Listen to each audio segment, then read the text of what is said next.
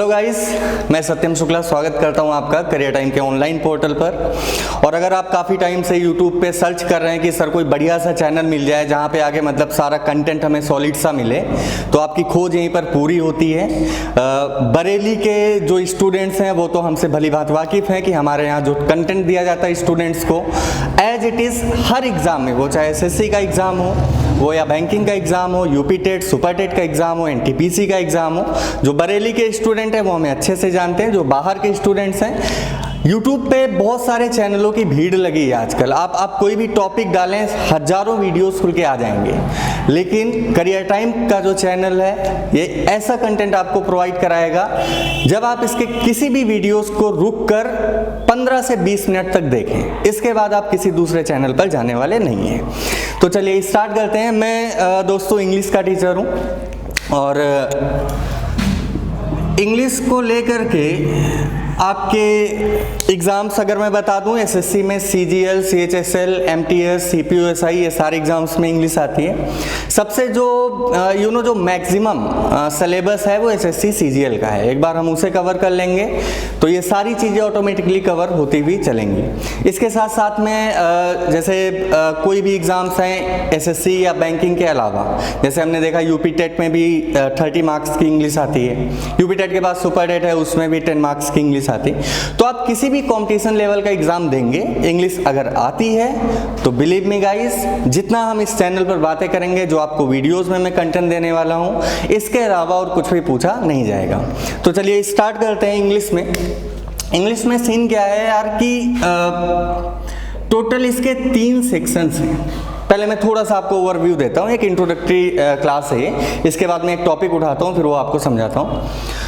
तो इसमें total 3 parts हैं। 3 पार्ट्स कौन कौन से हैं? तो एक first and the most important thing is grammar. Grammar से क्वेश्चंस पूछे जाएंगे। इसका जो दूसरा हिस्सा है उसको मैंने एक शब्द दिया है वोकैब। वोकैब से क्वेश्चंस होंगे। और एक जो तीसरा पार्ट है जिसको अगर मैं बताऊं आपको, तो ये है हमारा लैंग्वेज का पार्ट। इन 3 सेक्शन से इंग्लिश का कोई भी कॉम्पिटिटिव एग्जाम हो, अगर इन तीनों सेक्शन में महारत हासिल है तो भैया नौकरी मिलना तय है, कोई आपको रोक नहीं पाएगा। अब इन तीनों सेक्शंस में ग्रामर में अगर मैं बताऊं आपको, वैसे यूजुअली स्टूडेंट्स वाकिफ होते हैं, फेमिलियर होते हैं सिलेबस से, फिर भी मैं जल्दी से बता दूं तो ग्रामर में आपसे पार्ट्स ऑफ स्पीच जिसके 8 पार्ट्स होते हैं, जिसमें noun, pronoun, verb, adjective, adverb, preposition, conjunction, interjection आता है, वहाँ से क्वेश्चंस बनते हैं। इसके अलावा अगर हम बात करें टेंसेस, बहुत ही इंपॉर्टेंट है, यहाँ से क्वेश्चंस बनते हैं। टेंसेस को लेके मैंने देखा काफ़ी स्टूडेंट टेंस पढ़ते समय बहुत ही टेंस हो जाते हैं, तो वो टेंशन ख़त्म करनी है हमें इसी चैनल पर। इसके अलावा अगर मैं बात करूँ, एक चैप्टर होता है आर्टिकल, जो कि पार्ट्स ऑफ स्पीच का पार्ट नहीं है, ये भी ग्रामर में ही आता है, ये भी हम लोग बात करेंगे। कई सारे टीचर्स में मैंने देखा उन्होंने क्या कहा कि पार्ट्स ऑफ स्पीच के 9 पार्ट होते हैं और आर्टिकल भी इसी का एक हिस्सा होता है। तो दरअसल वो इंग्लिश के टीचर नहीं, वो तो मुझे साइंटिस्ट ही लगते हैं, अपनी एक खोज कर दी। जो इंग्लिश में है वो बिल्कुल आर्टिकल पार्ट्स ऑफ स्पीच का पार्ट नहीं है। इसके अलावा अगर हम बात करें, एक्टिव पैसिव वॉइस से क्वेश्चंस बनते हैं। और नरेशन का दूसरा नाम डायरेक्ट इनडायरेक्ट स्पीच है, यहाँ से भी क्वेश्चंस बनते हैं। तो एक जो ग्रामर का हिस्सा है करीब करीब इतना है, जिसमें से आपकी पूरी की पूरी ग्रामर कवर हो जाएगी। वोकैब के थ्रू आपसे 4 तरह के क्वेश्चंस पूछे जाएंगे। फर्स्ट वन इज एंटोनिम्स, विलोम। सेकेंड वन इज सिनोनिम्स, पर्यायवाची। Third one is one words substitutions, अनेक शब्दों के लिए एक शब्द। The last one is idioms and phrases, जिसको हम मुहावरे एवं लोकोक्तियां के नाम से जानते हैं। वोकैब के सेक्शन से ये 4 चीज़ें आती हैं। और जो थर्ड पार्ट है, लास्ट पार्ट है इंग्लिश का, जिसको हमने लैंग्वेज का नाम दिया है। लैंग्वेज का मतलब यहाँ पर ना तो ग्रामर की कोई खास ज़रूरत है, ना ही वोकैब की ज़रूरत है। यहाँ पर जो नीड होगी इन क्वेश्चंस को करने के लिए वो होगी रीडिंग स्किल्स। इसमें रीडिंग स्किल्स आपकी चेक करी जाती हैं। रीडिंग स्किल्स, जब मैं कहता हूँ कि इंग्लिश में रीडिंग स्किल्स अच्छी होनी चाहिए, इट डजंट मीन कि हाँ सर मैं पढ़ लेता हूँ और आपने पूरा पेज पढ़ दिया तो आप बहुत अच्छी रीडिंग स्किल है, नहीं। इंग्लिश में रीडिंग का मतलब केवल रीडिंग नहीं है, रीडिंग का मतलब है अंडरस्टैंडिंग। आपने एक पेज पढ़ा तो है, लेकिन इस पेज में आप कितनी बातें समझ पा रहे हैं वो मेजर करेगा कि yes you have good reading skills. तो यहाँ से जो क्वेश्चंस बनेंगे, जिसमें से एक क्वेश्चन होता है सेंटेंस रीअरेंजमेंट, जिसको एसएससी में PQRS के नाम से भी जाना जाता है। एक क्वेश्चन यहाँ से बनता है। एक पार्ट होता है क्लोज टेस्ट। क्लोज टेस्ट से क्वेश्चन आएंगे जिसमें एक पैसेज है, बीच में कुछ एक फिल इन द ब्लैंक्स है, इसलिए क्लोज टेस्ट को हम लोग फिल इन द ब्लैंक्स भी बोल सकते हैं। फिल इन द ब्लैंक्स का बड़ा भाई कह सकते हो आप, क्लोज टेस्ट है। और लास्ट पार्ट है हमारा, जिसको हम जानते हैं रीडिंग कॉम्प्रीहेंशन या फिर पैसेज, जिसको अनसीन पैसेज कहा जाता है, वहाँ से भी क्वेश्चंस पूछे जाते हैं। तो this is all about English. जो भी है यही है, 3 हिस्से हैं। इन तीनों हिस्सों में अगर हम बढ़िया से कमांड हासिल कर लें तो नौकरी पाने का रास्ता बड़ा साफ है। और खासकर जितना मैंने देखा कि स्टूडेंट्स का जो सबसे बड़ी टेंशन वाली चीज़ होती है, क्योंकि हम जनरली हिंदी मीडियम से ही पढ़े बढ़े होते हैं बचपन में, तो जब आगे चल करके कोई भी पेपर है उसमें वो लोग मैथ्स में, रीजनिंग में, जीएस में somehow they do better, but English में आकर के बड़ी टेंशन हो जाती है। इंग्लिश में बड़ा डर लगा रहता है, बड़ा फोबिया बना रहता है। तो बिलीव मी गाइस, मैं भी हिंदी मीडियम से ही पला बड़ा हूँ, मैं समझ सकता हूँ आपका दर्द, आपका दुख। तो यहाँ पर हम लोग, मेरी ये पूरी कोशिश होगी, आप जो जो वीडियोस में डालता जाऊँ आप बस उसको कंटिन्यूसली देखते रहें, एंड आई एश्योर यू कि उसके बाद शायद आपका जो इंग्लिश का डर है वो प्यार में तब्दील हो जाएगा। तो सिलेबस ये है, और ये मेरी इंट्रोडक्टरी क्लास थी केवल। अब एक चैप्टर यहाँ से उठाना है जिसको मैं कंप्लीटली आपको पढ़ा सकूं। पहला वीडियो है मेरा, तो काफ़ी स्टूडेंट्स की ये मेरे पास फेसबुक पे, व्हाट्सएप पे रिक्वेस्ट आती रहती थी कि सर एक चैनल स्टार्ट करो, बिकॉज मैं वहाँ से नहीं हूँ जहाँ भी आप कार्यरत हैं, तो हम लोग कैसे पढ़ें। तो उनकी डिमांड पे मैंने कहा चलो फिर किया ही जाए, शुरुआत करी जाए। तो जो मैं पहला चैप्टर स्टार्ट करूँगा वो ग्रामर से स्टार्ट करूँगा, ग्रामर में पार्ट्स ऑफ स्पीच से, और पार्ट्स ऑफ स्पीच से जहाँ से सबसे ज़्यादा क्वेश्चंस बनते एग्जाम में, वहाँ से एक चैप्टर स्टार्ट करूँगा। तो उस टॉपिक का नाम है दोस्तों एडजेक्टिव। एडजेक्टिव का चैप्टर है ये, और जिसको हिंदी में विशेषण के नाम से जाना जाता है। विशेषण नाम से ही क्लियर है, विशेषता बताएगा। एडजेक्टिव का काम ही है विशेषता बताना, यानी कि टू क्वालिफाई। ये विशेषता बताता है। बात करें किसकी विशेषता बताता है, तो एडजेक्टिव हमेशा क्वालिफाई करता है या तो नाउन को या फिर प्रोनाउन। अगर आपको इस लेक्चर के दौरान कहीं पर भी कोई डाउट है, जस्ट कमेंट करें, आपके कमेंट में उसका रिप्लाई मैं जरूर करूंगा। तो एडजेक्टिव क्वालिफाई करता है नाउन और प्रोनाउन को, संज्ञा या सर्वनाम को। फॉर एग्जांपल इस परिभाषा को जस्टिफाई करने के लिए कि सर कैसे, उदाहरण दिया जा सकता है। तो एग्जांपल के तौर पर हम देख सकते हैं, जैसे एक सेंटेंस मैंने लिखा, मैंने क्या लिखा, मैंने लिखा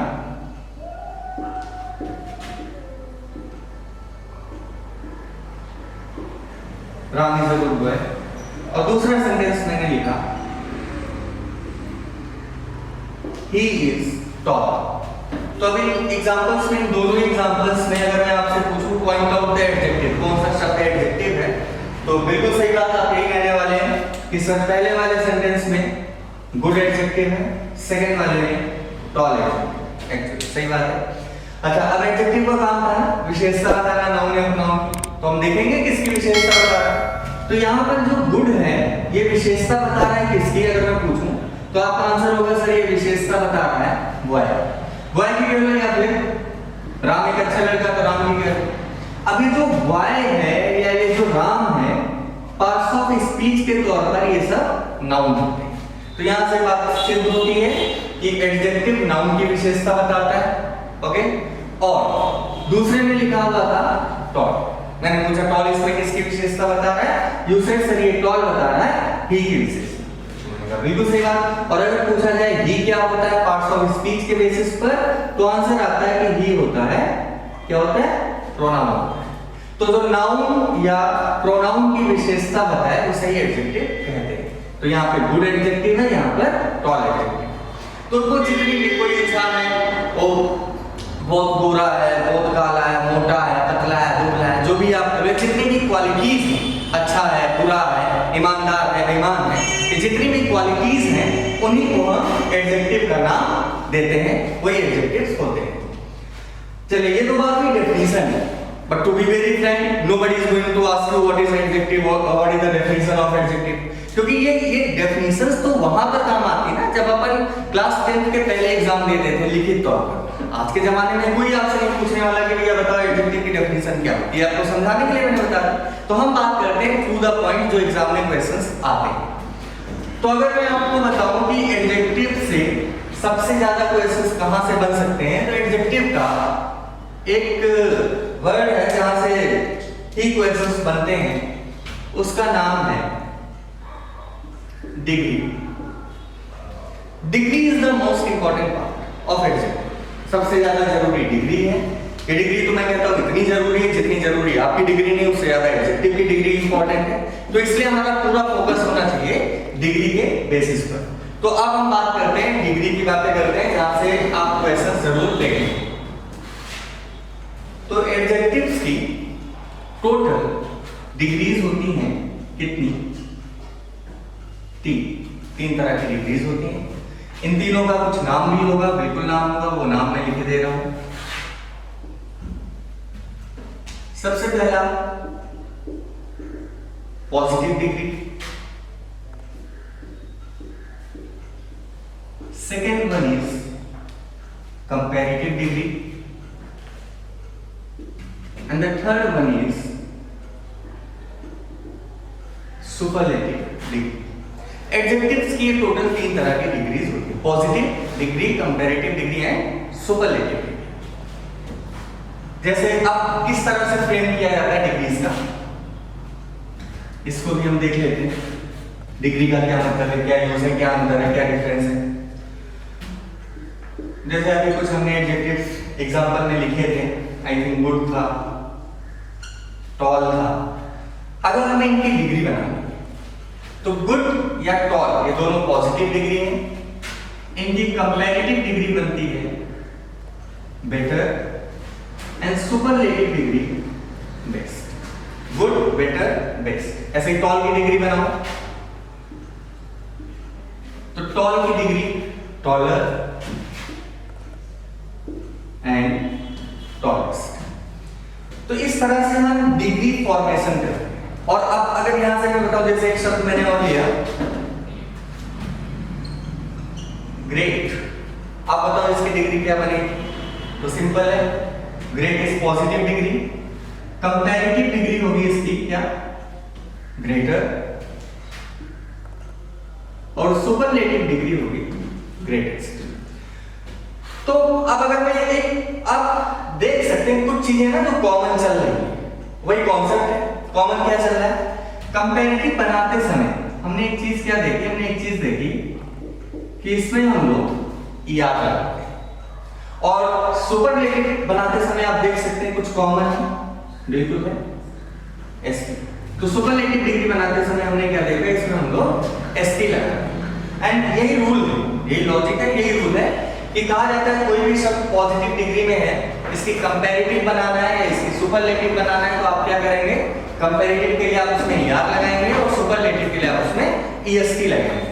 तो आप बच्चों कुछ एक मैं वर्ड लिख रहा हूं, जैसे मैंने क्या लिखा, एक शब्द लिखा मैंने स्मॉल, जैसे मैंने क्या लिखा, एक वर्ड लिखा स्ट्रॉन्ग, जैसे मैंने क्या लिखा, एक शब्द लिखा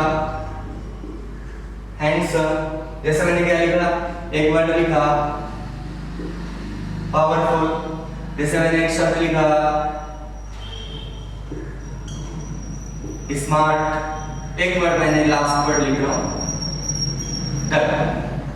अब आप अपने दिमाग में जोड़ डालें और इन सारे वर्ड्स की डिग्री, कंपैरेटिव डिग्री क्या होगी, सुपरलेटिव क्या डिग्री क्या होगी, ये खुद से सोचें, क्योंकि पहले दिमाग में जोड़ डालेंगे, सोचेंगे, बाद में मैं आंसर बताऊंगा तो आप चेक कर सकते हैं आप सही थे या फिर आप गलत थे। और एक चीज और बता दूं कि YouTube के थ्रू जब हम पढ़ाई करते हैं और क्लासरूम में बैठ के पढ़ाई करते हैं, दोनों में थोड़ा सा डिफरेंस ही है, कंटेंट सेम ही है।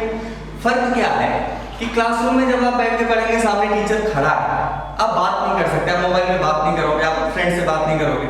YouTube पे दिक्कत क्या हो जाती है, आपके पास कोई है नहीं, यू आर फ्री, आपका मन है तो पढ़ाई करो, आपका मन हुआ, अभी आपने पिछले 10 मिनट से वीडियो देखी, अब आपका मन हुआ, किसी की कॉल आ गई या किसी का मैसेज आ गया, हाँ किसी खास का मैसेज आ गया, आपने क्या किया, वीडियो हटा दिया, वहां चले गए। तो अपने आप में कंट्रोल बना के रखना है, ये दिक्कत है। अगर आप YouTube के थ्रू बहुत अच्छा कंटेंट, करियर टाइम का चैनल आपको देगा, लेकिन बस एक चीज जो आपको खुद से करनी है वो है खुद पे कंट्रोल, सेल्फ कंट्रोल, उसे जरूर बना के रखें।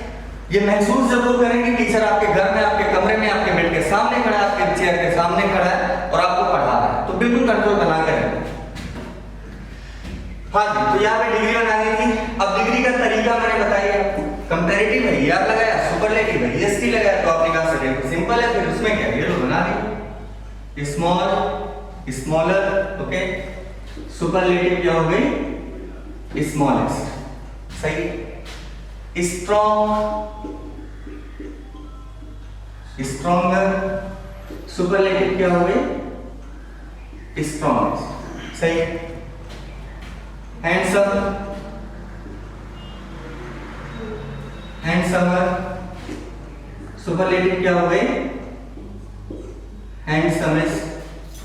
अब यहाँ पे हंसी आ रही है, क्या होने लगा, हैंडसमेस्ट क्या होने लगा, स्मॉलर तो सही था, स्ट्रॉन्गेस्ट सही था, लेकिन इनमें जितनी आपने इंग्लिश पढ़ी है पिछले 30, 40, 50 साल में, ऐसा तो नहीं हमने कभी देखा। या फिर पावरफुल के आप बनाओगे, दैट विल बी पावरफुलर, पावरफुलेस्ट, तो फिर बात फंस जाएगी कि इसमें ये तो शब्द सर होते नहीं, बिल्कुल सही है, ये दोनों ही वर्ड्स गलत है। तो एक जो शुरुआत से तरीका चल रहा था स्टार्टिंग से कि कंपैरेटिव के लिए या सुपरलेटिव के लिए एसटी लगा लो, वो तरीका यहाँ आके हो जाता है क्या, यहाँ आगे हो गया वो तरीका फेल। तो अब एग्जेक्टिव से पूछा कि अब आप कोई दूसरा भी तरीका बनाएं ताकि हम डिग्री बना पाए उन शब्दों की जिन शब्दों में ईआर या ईएसटी जैसे वर्ड्स का यूज नहीं किया जाता। तो जब ऐसी चीजें हैं तो बिल्कुल एग्जेक्टिव ने हमें तरीका भी बताया। तरीका क्या था, ध्यान से देखें। उसने कहा वो शब्द जिसकी डिग्री ईआर या ईएसटी लगा के ना बने, लेकिन फिर भी आपने डिग्री तो बनानी, तो उसके लिए एक शब्द उसने दिया more, comparative, to frame comparative degree. अब उसके पहले मोर लगाएंगे तो हैंडसम की कंपैरेटिव डिग्री होती है मोर हैंडसम, ओके, याद नहीं लगा। अब ये आंखों से दिखने में दो शब्द हैं, लेकिन मन में तुम्हारे चलना चाहिए एक शब्द है, सर ये हैंडसम ने याद लगाया क्योंकि वो लग नहीं पा रहा था इसलिए ऐसा करना पड़ा, वो एक ही शब्द है। ठीक इसी तरह सुपरलेटिव एसटी लगा के बनता है, बट हैंडसम में एसटी नहीं लगा, हैंडसम में कुछ बना नहीं, तो इसके लिए दूसरा जो वर्ड दिया जाता है वो था मोस्ट, तो इसकी डिग्री बन जाएगी मोस्ट हैंडसम। ठीक इसी तरह पावरफुल में भी ईआर इसकी नहीं लगेगा, तो इसकी डिग्री बनानी है, तो इसकी डिग्री बनेगी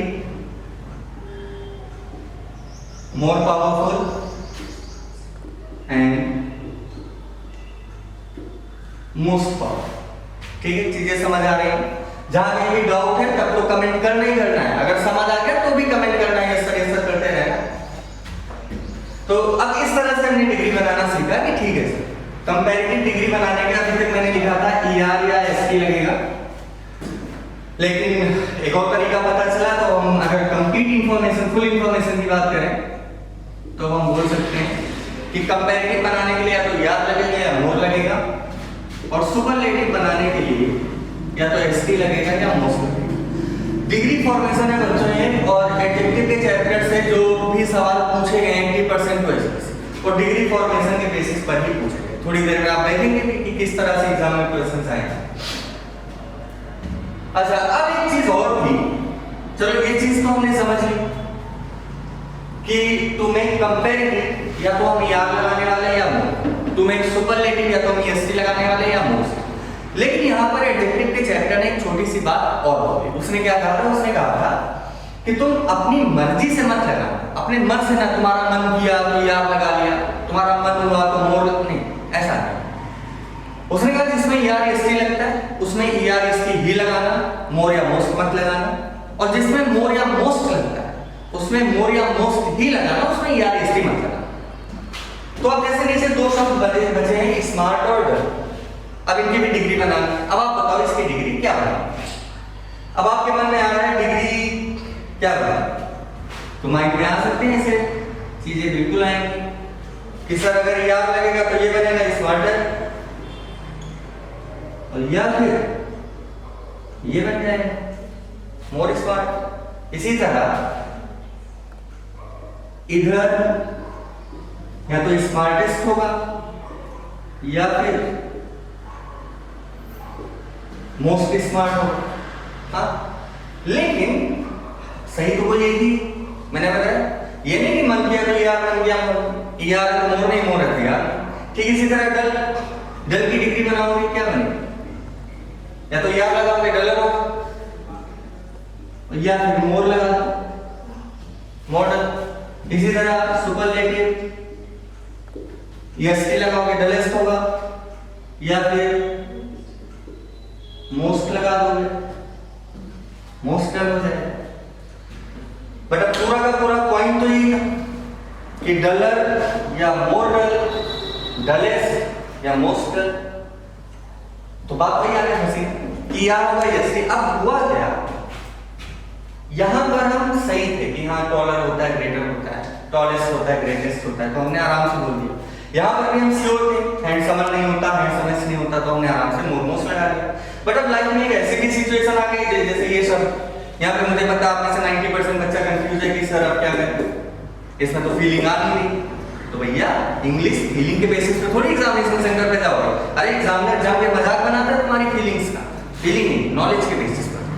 और जब नॉलेज की बात करते हैं तो हम आते हैं तरीके पर, कैसा कि पता कैसे चलेगा। कुछ शब्द ऐसे जिनमें बिगर डैम श्योर यहाँ ऐसा होता है, बट अब कुछ शब्द ऐसे हैं जिनमें हमें समझ ही नहीं आ रहा कैसा होता है, यार लगेगा या मोर।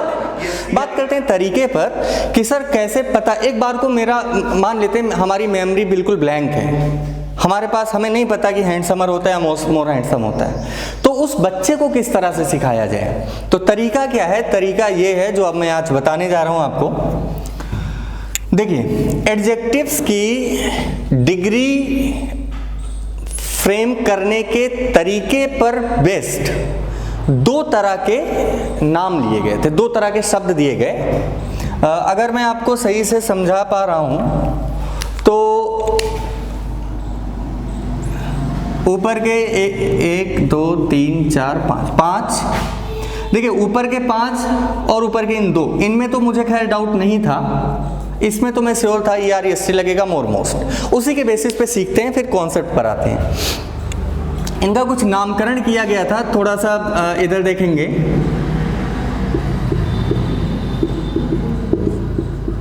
कहा गया कि एडजेक्टिव्स दो तरह के होते हैं, एक ग्रेडेबल एडजेक्टिव्स होते हैं और एक होते हैं नॉन ग्रेडेबल, लिखा है नॉन ग्रेडेबल एडजेक्टिव्स।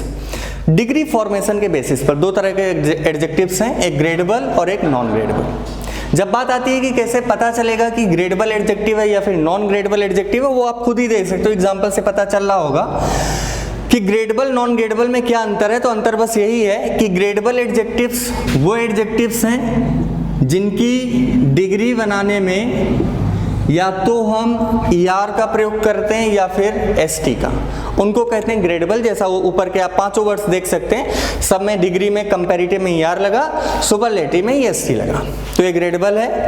और नॉन ग्रेडेबल एडजेक्टिव्स में अगर मैं आपसे पूछूंगी बताओ नॉन ग्रेडेबल कैसे पता चलेगा, तो बड़ा सिंपल है तरीका।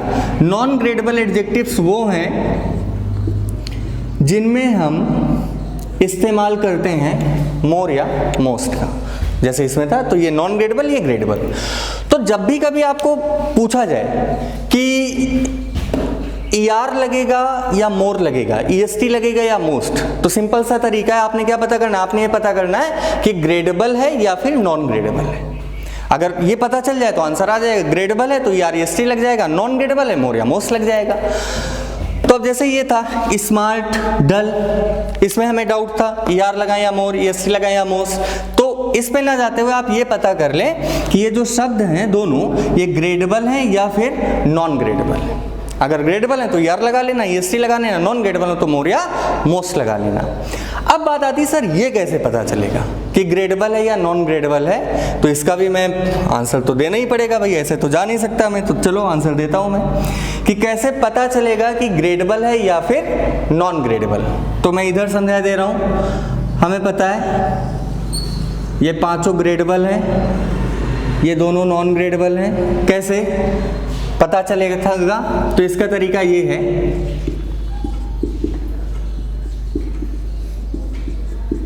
यहां पर एक वर्ड मैं लिख रहा हूं, सिंगल सलेबल वर्ड्स। सिंगल सलेबल वर्ड्स होते हैं कैसे? ग्रेडेबल। अगर सिंगल सलेबल वर्ड है तो ग्रेडेबल है। और यहां पे मैं लिख रहा हूं डबल सलेबल वर्ड्स। डबल सलेबल वर्ड्स होते हैं कैसे? Non gradable. सिंगल सलेबल वर्ड है तो ग्रेडेबल है, डबल सलेबल है नॉन ग्रेडेबल है। ग्रेडेबल है ER EST लगा देना, नॉन ग्रेडेबल हो मोर या मोस्ट लगा लेना। तो ये सारे वर्ड्स सिंगल सलेबल थे इसलिए ग्रेडेबल थे, इसलिए ER EST लगाया। ये दोनों डबल सलेबल थे इसलिए नॉन ग्रेडेबल थे, इसलिए मोर या मोस्ट लगाया। तो अब हमें जब ये पता करना था कि स्मार्ट और डल के साथ क्या करें, तो आपको ये पता करना पड़ेगा ग्रेडेबल या नॉन ग्रेडेबल। ये कैसे पता चलेगा ग्रेडेबल या नॉन ग्रेडेबल? तो ये पता कर लो कि सिंगल सलेबल है या फिर डबल सलेबल। सिंगल सलेबल है तो ग्रेडेबल है तो ER EST, double syllable non gradable more या मोस्ट। अब लेकिन फिर आपके माइंड में एक सवाल चल रहा है कि सर आप तो पहेलियों में उलझाए जा रहे हो। मैं अब ये भी बता दो, ये कैसे पता चलेगा कि सलेबल सिंगल या डबल, ये कैसे पता चलेगा? चलो ये भी बताता हूं कैसे पता चलता है कि सिंगल सलेबल है या डबल सलेबल। तो ये पता करने के लिए आपको थोड़ा सा हिंदी का सहारा लेना पड़ेगा। हिंदी में हमने देखा एक टॉपिक होता है संधि विच्छेद, जो टूट जाए, संधि विच्छेद उसे कहते हैं। जैसे मैंने सोचो दो शब्द लिखे, एक लिखा वर्ड घर और एक शब्द लिखा विद्यालय। तो जिस शब्द का संधि विच्छेद हो जाए उसमें कहा जाता है कि वो डबल सलेबल है। एक सलेबल इधर आया, एक सलेबल इधर आया। लेकिन जिसका संधि विच्छेद ना हो वो माना जाता है कि वो सिंगल सलेबल है, क्योंकि उसका संधि विच्छेद ही नहीं हो रहा, टूट ही नहीं रहा है। तो जैसे घर और विद्यालय है, तो अगर हम कहें कि भैया इसमें देखा जाए कौन सिंगल सलेबल कौन डबल, तो आप ये देखो संधि विच्छेद किसका होता है किसका नहीं होता है। तो विद्यालय है, इसको तो हमने कर दिया विद्या प्लस आलय, इसका संधि विच्छेद हो गया। इसका मतलब ये शब्द डबल सलेबल है, विद्या प्लस आलय। लेकिन घर है तो घर का संधि विच्छेद, इसको आप नहीं बोल सकते ना कि सर घा प्लस रा बराबर घर, ये तो गलत ही तरीका है। ये नहीं टूट रहा है, और नहीं टूट रहा है तो इसका मतलब ये सिंगल सलेबल है।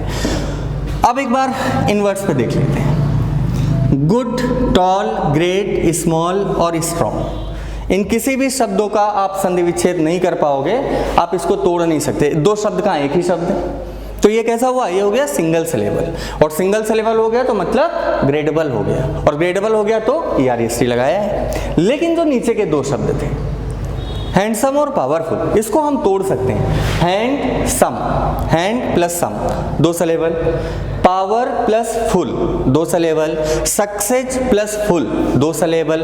तो जिन शब्दों का संधि विच्छेद हो रहा है इसको मैं कह सकता हूं कि ये सारे वर्ड्स टू सलेबल हैं, डबल सलेबल है। और डबल सलेबल है तो जाहिर सी बात है नॉन ग्रेडेबल है, और नॉन ग्रेडेबल है तो मोर या फिर मोस्ट का प्रयोग करना पड़ेगा।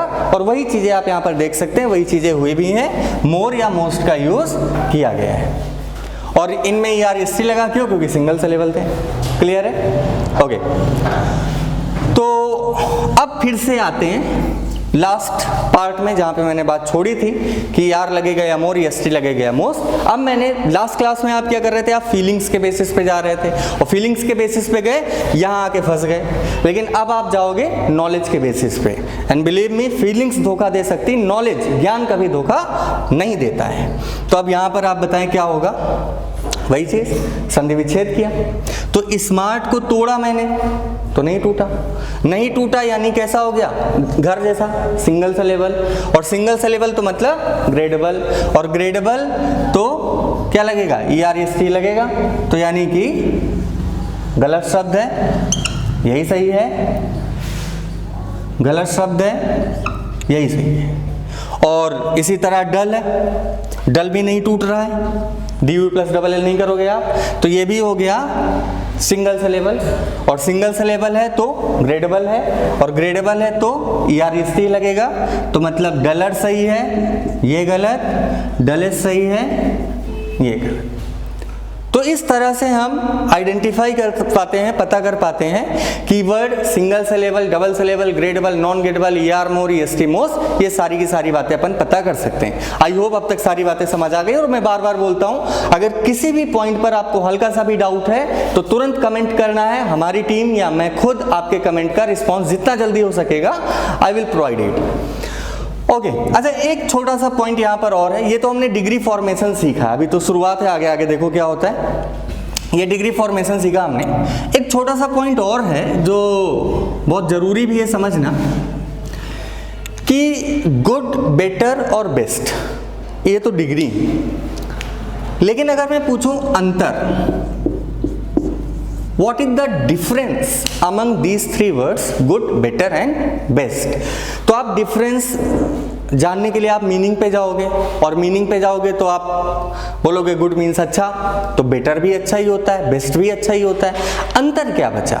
अच्छा, अब यहाँ पर क्या है, बचपन में मुझे क्या लगता था कि सर गुड का मतलब अच्छा होता है, बेटर का मतलब ज़्यादा अच्छा होता है, और बेस्ट का मतलब और भी ज़्यादा अच्छा होता है। ये बचपन में लगता था, ये बच्चों वाली बातें भी थी। अब हम बड़े हो गए तो अगर आपको अभी भी लग रहा है कि हाँ यही तो अंतर होता है जो आप बता रहे हो, तो अभी भी आप जो है आपके अंदर वो बच्चा जिंदा है बचपन वाला, ऐसा कुछ नहीं है। गुड, बेटर, बेस्ट में बिल्कुल भी कम या ज़्यादा अच्छाई होती ही नहीं। तो फिर बात आती है ना अंतर क्या बचा, तो देखिए अंतर मैं समझाता हूँ। कहते हैं कि पॉजिटिव डिग्री का यूज होता है एक के लिए, कंपैरेटिव डिग्री का यूज होता है दो के लिए, और सुपरलेटिव डिग्री का यूज होता है दो से ज्यादा के लिए। ये अंतर है, कुछ भी कम या ज्यादा अच्छा है ही नहीं, सब बराबर है, अच्छाई का लेवल सेम है। बस कब गुड बोलना है, कब बेटर बोलना है, कब बेस्ट बोलना है, कब ग्रेट बोलना है, कब ग्रेटर, कब ग्रेटेस्ट, या कब हैंडसम बोलना है, कब मोर हैंडसम, कब मोस्ट हैंडसम। ये डिपेंड करता है कितनों के बीच में आप कंपैरिजन कर रहे हैं। इट इज जस्ट लाइक, मान लो ये पेन है मेरे पास, इस पेन की रेटिंग सपोज करो आउट ऑफ 10, इसको मैंने रेटिंग दी 7। अब बात करी जाए कि बताओ ये गुड है या बेटर है या बेस्ट है, तो इससे बिल्कुल फर्क ही नहीं पड़ता है कि सर 10 में 7 है तो गुड होगा, और 8 हो जाएंगे तो बेटर हो जाएगा, और 10 में 10 मिल जाए तो बेस्ट। नहीं, ऐसा कुछ नहीं। ये डिपेंड करता है सिचुएशन पर, एक पेन है, दो पेन है, या दो से ज्यादा पेन है। अगर मेरे पास सिर्फ एक पेन है, I have only one pen, इस केस में मैं ये बोलूंगा कि ये जो पेन है ये गुड है। अभी ना तो मैं बेटर बोल सकता हूँ ना ही बेस्ट, अभी बोलूंगा ये पेन गुड है। अगर मेरे पास मार्केट में दूसरा पेन आ गया, अब जैसे ही दूसरा पेन आया, अब क्या हुई, अब यही पेन, इसके 10 में 7 रेटिंग थी, वो 7 ही, कम ज्यादा नहीं, लेकिन यही पेन बन चुका है बेटर। क्यों? क्योंकि दूसरा पेन है। तो जब भी कभी दो के बीच में तुलना होती है, कंपैरेटिव डिग्री। और अगर सपोज करो मार्केट में 2 से ज्यादा 3-4 पेन आ गए, अब इस सिचुएशन में ये वाला पेन बन चुका है बेस्ट। क्यों? क्योंकि 2 से ज्यादा है, जबकि इस पेन की रेटिंग 10 में 7 ही है, तब भी 7 थी, अब भी 7 है। तो पॉजिटिव, कंपैरेटिव और सुपरलेटिव डिग्री में मीनिंग का बिल्कुल भी डिफरेंस नहीं होता है। डिफरेंस होता है सिचुएशंस का, कि कब गुड बोलना है, कब बेटर, कब बेस्ट, 1, 2 या 2 से ज्यादा, 3, 4, 5 से 2 से ज्यादा, फिर इनफाइनाइट तक आप चले जाओ, हर जगह सुपरलेटिव डिग्री का ही यूज करना है। अब अब यहाँ तक हमने डिग्री फॉर्मेशन सीखा। अब इस वीडियो के लास्ट में मैं फिर से एक क्वेश्चन पे छोड़ के जाऊंगा आंसर, और छोड़ के जाऊंगा आपको, जिसका आंसर मैं अगले वीडियो में बताऊंगा, और आपने सोचना है तब तक कि भाई सही है गलत है कैसे क्या है। वो क्वेश्चन क्या है वो मैं आपको यहाँ पर लिख के बता रहा हूँ। इसमें जितना अभी तक हमने सीखा इसके बेसिस पर सेंटेंसेस के बीच में कुछ शब्द लिखे हैं, वो स्पॉटिंग एरर के पैटर्न पे आ सकता है, सेंटेंस इंप्रूवमेंट में आ सकता है, फिल इन द ब्लैंक में आ सकता है। आपने खाली ये बताना है कि ये सही लिखा है या गलत लिखा है।